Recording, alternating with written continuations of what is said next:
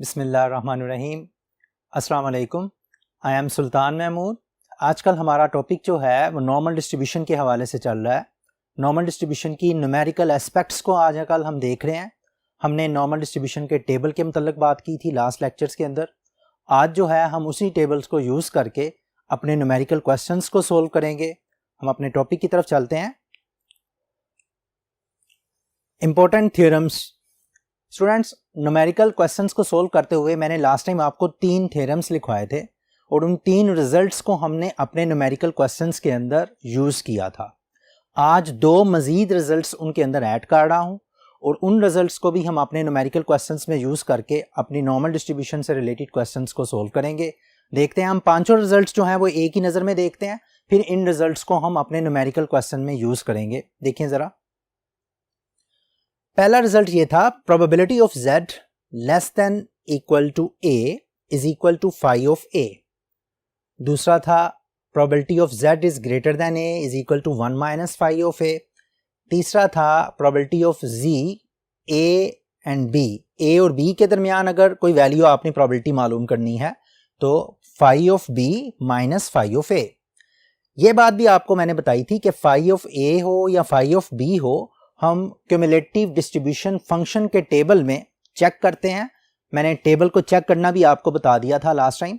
तो उसके मुताबिक जब हम फाई ऑफ ए या फाई ऑफ बी या कोई भी नंबर आपके पास अवेलेबल हो, उससे रिलेटेड हम वो वैल्यू जो है वो टेबल से चेक करते हैं और फिर उसके बाद उनकी जगह पर प्लेस कर देते हैं।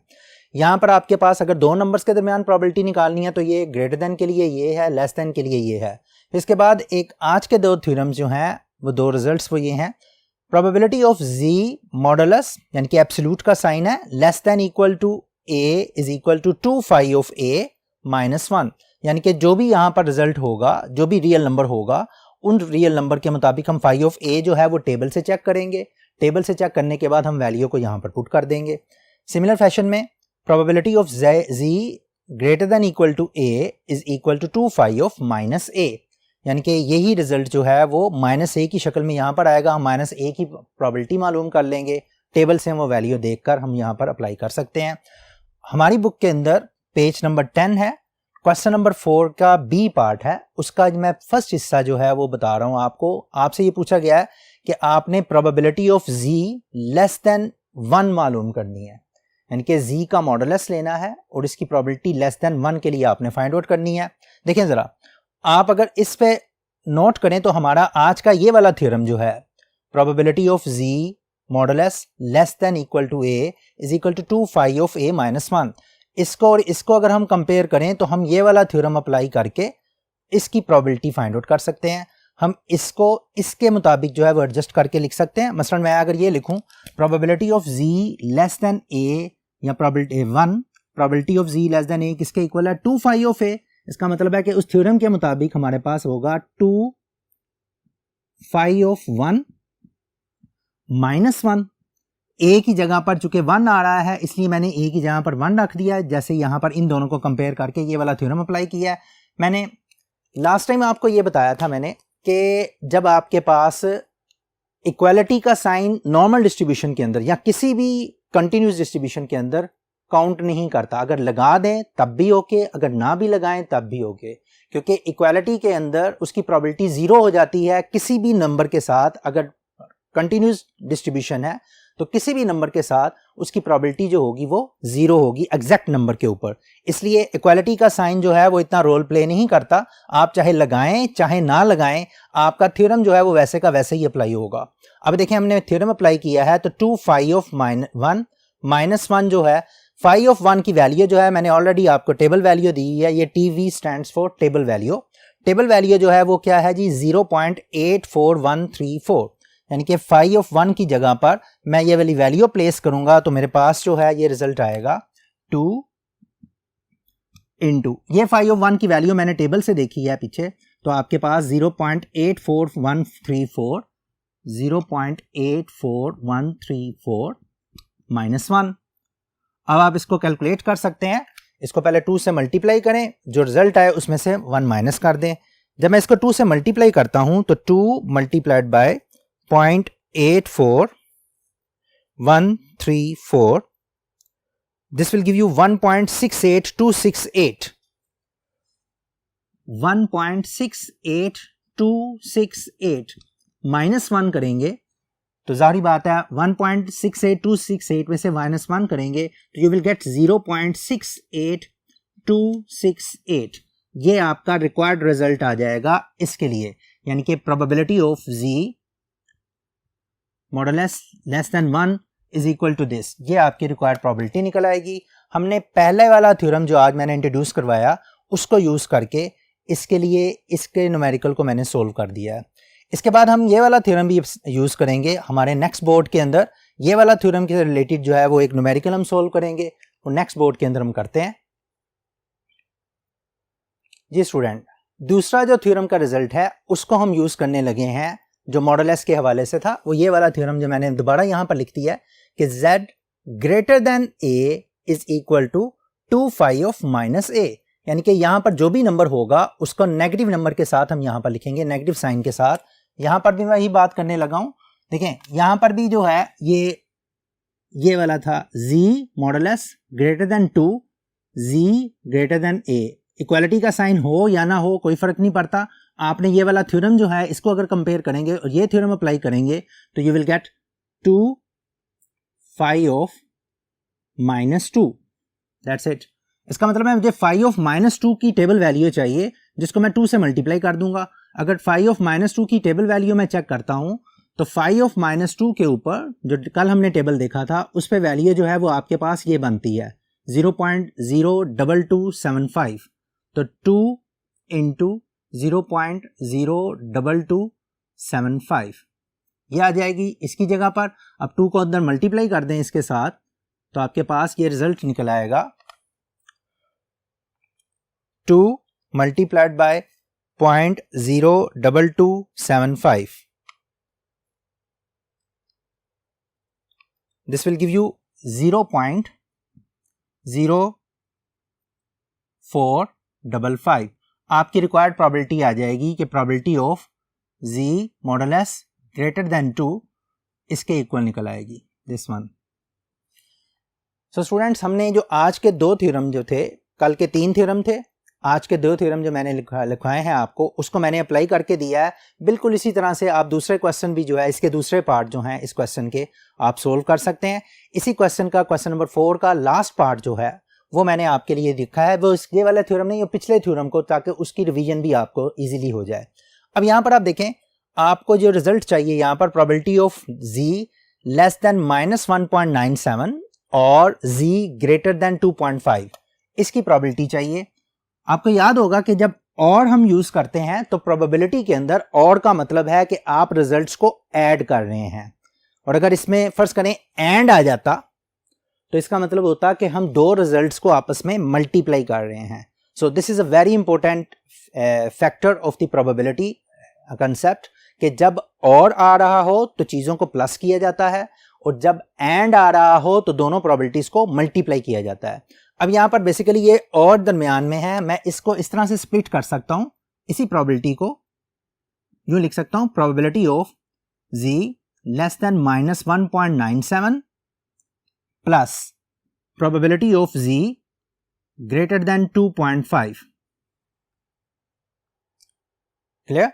यानी कि ये और की बजाय मैंने यहां पर क्या लिख दिया है, प्लस लिख दिया और दोनों प्रोबेबिलिटीज को ऐड कर दिया। अब अगर आप नोट करें तो लेस देन की डायरेक्ट वैल्यू मुझे टेबल से मिल सकती है। हमने लास्ट टाइम भी ये बात की थी कि जब भी z की वैल्यू किसी न्यूमेरिकल वैल्यू से लेस होगी तो वो डायरेक्टली मुझे टेबल से मिल जाएगा, लेकिन ग्रेटर देन की वैल्यू जो है वो डायरेक्टली टेबल से नहीं मिलती, उसको मैं लेस देन में कन्वर्ट कर सकता हूं।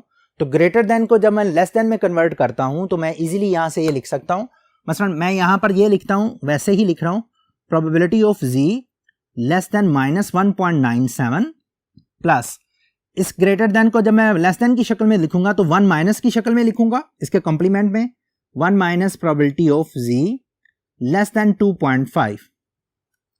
अब देखें ये आपके पास ये वाला जो लेस ग्रेटर देन वाला हिस्सा है ये भी लेस देन में कन्वर्ट हो जाएगा। अब आप इसको लिख सकते हैं 1 minus probability of z less then this. ये दोनों वैल्यूज जो हैं वो टेबल में आपके पास अवेलेबल हैं। एक वैल्यू ये है, दूसरी वैल्यू ये है, और उसमें ही आप 1 ऐड करेंगे तो आपके रिक्वायर्ड आंसर आ जाएगा। मसलन मैं यहां पर ये लिखता हूं, probability of z less then -1.97। ये रही मेरे पास वो प्रोबेबिलिटी -1.97 पे 0.97558, ये प्रोबेबिलिटी आपके पास है -1.97 पे। अब ये वाली वैल्यू जो हैं वो आप यहाँ से पिक कर सकते हैं। -1.97 पे जो वैल्यू है वो ये ये वाली वैल्यू नहीं है, इस वैल्यू को मैं चेंज कर रहा हूँ क्योंकि ये वैल्यू नेगेटिव में है और नेगेटिव में वैल्यू जो है 0.02 से स्टार्ट होनी चाहिए, 02442। ये वाली वैल्यू जो है -1.97 पे आएगी। अब ये वाली वैल्यू आप यहाँ पर पुट करेंगे, z लेस देन 2.5 वाली वैल्यू आपको ये डायरेक्टली फाई के लिए मिल जाएगी, वो वाली वैल्यूज भी मिल जाएंगी। पहले आप इसको फाइज में कन्वर्ट कर लें। देखें, इसको हम लिखते हैं न्यूमेरिकली इस तरह से, phi of -1.97 plus 1 minus phi of 2.5। अब ये वाली वैल्यूज जो हैं आपके पास अवेलेबल हैं। -1.97 पे जो वैल्यू बनती है वो है जी 0.02442 प्लस 1 माइनस 2.5 पे जो वैल्यू है वो है 0.99379। अब ये वाली वैल्यूज जो हैं, इन तीनों वैल्यूज को आप ऐड कर सकते हैं, एज इट इज ही आप लिख लें। कैलकुलेट अगर आप करते हैं इसको तो 0.02442 प्लस 1 माइनस 0.99379, आपका फाइनल रिजल्ट जो आएगा इस केस में वो है जी 0.03063। So this is your required probability कि आपकी वैल्यू इन दोनों वैल्यूज के दरमियान फॉल करती है, ये आपकी रिक्वायर्ड प्रोबेबिलिटी आ जाएगी इस केस में। स्टूडेंट्स, ये आपने देखा कि आपके पास जो 5 थ्योरम्स मैंने अभी लिखे हैं उन तमाम को मैंने अप्लाई करके दिखा दिया आपको। अब उसके बाद जो है हमारे पास कुछ टेक्निकल कंसेप्चुअल क्वेश्चन है, एक क्वेश्चन नंबर 7, उसके अंदर जो छोटी छोटी चीज़ें हमसे पूछी गई हैं ताकि हमारे जहन में वो रिफ्रेश हो जाएं जो हम पहले से कंसेप्ट सीख चुके हैं। मैंने ये इंटेंशनली ये क्वेश्चन नंबर 7 आपके लिए चूज़ किया है ताकि आप जो है वो उसको बेहतर तरीके से जो कंसेप्ट सीखे हैं उसको आगे बढ़ाया जा सके। क्वेश्चन 7 का बी पार्ट जो है वो ये है, in a standard normal distribution what is the value of mode, पहला पार्ट। फिर दूसरा पार्ट है, the area to the right of z is equal to 1 is 0.1587, what is the area to the left of z is equal to 1। यानी कि right पे अगर area z is equal to 1 पे ये वाला एरिया है तो लेफ्ट पे एरिया कितना होगा और इसका मोड क्या होगा। इसका थर्ड पार्ट जो है हम थर्ड पोर्शन पे चल के चलेंगे, देखेंगे। Normal distribution, standard normal distribution का जो मोड होता है वो क्या होता है। सबसे पहले तो हमें ये आइडिया होना चाहिए कि what is the mean of standard normal distribution. So quick tell me, ज़हन पे जोर डालें, नॉर्मल डिस्ट्रीब्यूशन का, स्टैंडर्ड नॉर्मल डिस्ट्रीब्यूशन का मीन क्या होता है। मैं हिंट दे रहा हूं, स्टैंडर्ड नॉर्मल रैंडम वेरिएबल की जब हमने बात की थी उस वक्त हमने स्टैंडर्ड नॉर्मल रैंडम वेरिएबल का मीन भी बोला था जी, exactly 0। Standard normal random variable का मीन जो है वो 0 है। And what is standard deviation, इसको भी अगर हम सोचें तो standard deviation of the standard normal random variable is 1। तो ये दोनों बड़ी इंपॉर्टेंट चीजें हैं जो याद रखनी है। और अगर मीन आपका 0 है ना स्टैंडर्ड नॉर्मल रैंडम वेरिएबल का, तो मोड भी क्या होगा, 0 होगा, और उसका मीडियन क्या होगा, वो भी 0 होगा। क्यों? क्योंकि स्टैंडर्ड नॉर्मल रैंडम वेरिएबल जो है या स्टैंडर्ड नॉर्मल डिस्ट्रीब्यूशन जो है वो आपकी सिमेट्रिकल डिस्ट्रीब्यूशन है, और हमें ये आइडिया है कि सिमेट्रिकल डिस्ट्रीब्यूशन का मीन, मीडियन और मोड सेम होते हैं। तो इसका मतलब है कि मेरे पहले पार्ट का क्वेश्चन जो आंसर है, पहले पार्ट का, what is the value of mode, इसका मतलब स्टैंडर्ड नॉर्मल रैंडम वेरिएबल है, नॉर्मल डिस्ट्रीब्यूशन है, उसका मोड जो होगा that mode will be equal to 0। तो इसका फर्स्ट पार्ट का आंसर जो दे रहा हूं, mode is equal to 0। Standard normal random variable का मोड जो होगा वो 0 होगा। नाउ सेकंड पार्ट की तरफ आते हैं। The area to the right of z is equal to 1 is this, what is the area to the left of z is equal to 1। Right पे एरिया जो है वो 1 है, ये 0.1587 है। आप यूं समझ लें, सपोज मैं यहां पर एक स्टैंडर्ड नॉर्मल डिस्ट्रीब्यूशन बनाता हूं, this is my standard normal distribution, ये स्टैंडर्ड नॉर्मल डिस्ट्रीब्यूशन है, दिस इज 0। याद रहे कि z वैल्यूज हम यूज करते हैं या उसको हम z स्केल बोलते हैं, उसके ऊपर आपके पास हॉरिजॉन्टल वैल्यूज हैं 0। अच्छा, 0 के इधर कितना एरिया होता है 0.5, इधर कितना एरिया होता है 0.5, ये दोनों एरियाज जो हैं आपके 0.5 होते हैं, तभी ये टोटल एरिया 1 के इक्वल होता है। अब वो कहता है the area to the right of z is equal to 1, यहां पर 1 होगा क्योंकि इधर z की वैल्यूज चल रही हैं, इधर फर्ज करें ये 1 है, और इस 1 के राइट की तरफ एरिया जो है, ये मैंने 1 लिखा है, इसके राइट की तरफ एरिया जो है, ये वाला जो सारा एरिया है, वो एरिया उसने दिया हुआ है 0.1587, यानी कि ये वाला सारा हिस्सा जो है, ये एरिया, इसका आंसर उसने बताया हुआ है 0.1587। आपसे पूछ रहा है what is the area to the left of z is equal to 1, यानी कि 1 के लेफ्ट पे कितना एरिया होगा। बहुत आसान है, जरा जहन पे जोर डालें, 1 के लेफ्ट पे कितना एरिया होगा। अपने थिंकिंग सेल्स को यूज करें, ब्रेन सेल्स को यूज करें, बड़ा आसान है। तरीक़ाकार ये है, एक तरीका तो ये है कि 1 से लेस का एरिया अगर हमने मालूम करना है, हम टेबल की तरफ जाएंगे, वहां से हमें एरिया डायरेक्टली मिल जाएगा। एक दूसरा तरीक़ाकार है, अगर कंसेप्चुअली हम स्ट्रॉन्ग हैं इस बात में कि जी 1 के अगर राइट पे एरिया जितना भी है, लेफ्ट पे राइट पे एरिया है, तो बाकी का एरिया जो है वो 1 में से माइनस करके निकाला जा सकता है, उससे बाकी वाला हिस्सा। दूसरे लफ्जों में 1 से जो लेफ्ट का एरिया होगा, यानी कि राइट का एरिया जो होगा, रिक्वायर्ड एरिया, वो होगा 1 माइनस 0.1587। आप इस एरिया को 1 में से माइनस कर दें। 1 में से क्यों माइनस कर दें कि ये वाला टोटल एरिया जो होता है वो 1 होता है, ये हिस्सा मुझे बता दिया गया, ये हिस्सा मेरी रिक्वायरमेंट थी, इस हिस्से को निकालने के लिए मैंने 1 में से माइनस कर दिया। मेरी को जो रिक्वायरमेंट थी वो हिस्सा जो है वो आप उन दोनों को माइनस कर दें, तो आपके पास जो है वो कर रहा हूं मैं, अपनी रिक्वायरमेंट को रेड डॉट से भी शो कर रहा हूं ताकि आपको पता चल जाए कि बुनियादी तौर पर हमने रेड डॉट वाला हिस्सा निकाला है। ये रेड डॉट वाला हिस्सा जो है ये मेरी रिक्वायरमेंट थी। इस हिस्से को निकालने के लिए मैंने क्या किया, 1 में से 0.1587 को माइनस कर देंगे तो आपका रिक्वायर्ड रिजल्ट आ जाएगा। आप ये रिजल्ट चेक कर सकते हैं, देखें ज़रा, 1 माइनस करेंगे इसमें से तो 1 माइनस 0.1587, आपको रिजल्ट मिलेगा 1 माइनस करके जी 0.8413। So this is your required area, जो आपकी रिक्वायरमेंट थी कि आपके राइट के ऊपर 1 के राइट पे जो रिक्वायर्ड एरिया आ जाएगा वो इतना आ जाएगा। सो यहां से हमें कंसेप्चुअली पता चल गया कि अगर हमें राइट के एरिया का पता है तो लेफ्ट का एरिया जो है हम 1 में से माइनस करके निकाल सकते हैं। क्लियर? अब हम आते हैं अपने तीसरे पार्ट की तरफ, जो हम थर्ड पोर्ट पे चलेंगे। वहां पर हम देखेंगे कि हमारे पास जो है समटाइम्स प्रोबेबिलिटी स्टेटमेंट बनी बनाई आपको दे देता है, और समटाइम्स आपकी स्टेटमेंट जो होती है वो वर्डिंग फॉर्म में होती है, वर्ड फॉर्म में होती है। आप उस वर्ड फॉर्म को फिर आगे न्यूमेरिकली जो है वो कैलकुलेट कर सकते हैं। तो अपने थर्ड बोर्ड की तरफ चलते हैं जी स्टूडेंट्स।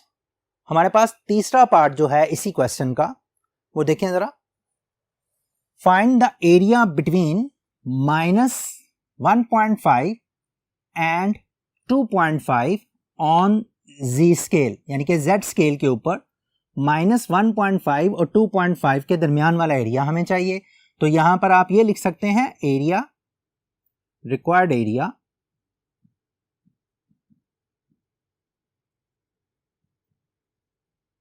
इज इक्वल टू, जैसे हमने बात की है कि एरिया का मतलब कॉन्टिन्यूस डिस्ट्रीब्यूशन के अंदर प्रोबेबिलिटी ही मालूम करना है। आप इसको न्यूमेरिकल फॉर्मेट में इस तरह से लिख सकते हैं कि we need this one, z की वैल्यू जो है वो इन दो वैल्यूज के दरमियान फॉल करे, -1.5 एंड 2.5। सिंपल।